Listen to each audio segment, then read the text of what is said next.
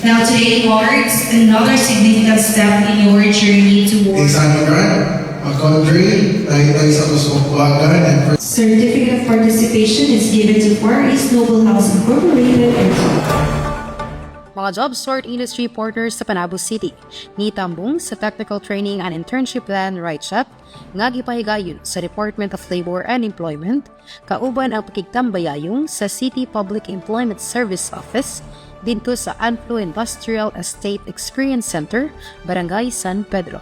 Gitambungan kini sa mga partner employers sa ikawalo nga hugna sa Job Sort Program aron maandam ang technical training o internship para sa mga beneficiaryos sa programa. Ang Job Start Program, usa ka programa nga nagtabang sa mga panabawans nga makaandam alang sa trabaho, pinaagi sa mga training o internship aron madungagan ang ilang kahibalo ug kahanas. Ang mga partner employers nga mitambong mao nga Mesco Drug Corporation, Benny by Sam's Coffee, Grand Mall Panabo, Headsport Philippines Corporation, Nabo Cafe and Restaurant, SNG Philippines International Incorporated, ug Tagum Agricultural Development Company Incorporated. Ang kaliukan gipanguluhan sa City Peso ubos sa pagdumala ni City Peso Manager Cheryl B. Espinosa uban sa partisipasyon sa mga representante sa pito ka partner employers. Anaa usab ang mga representante sa Dole Davao del Norte Field Office nga sila Rocky Pardillo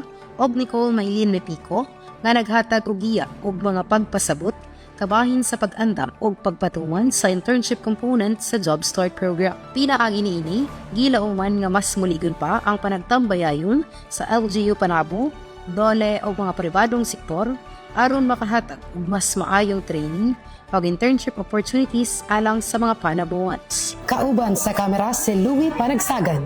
Kini si Isel Joyce Ramirez nga gikan sa City Information Office. Alang sa Frontline News Panabo. Importante, informed.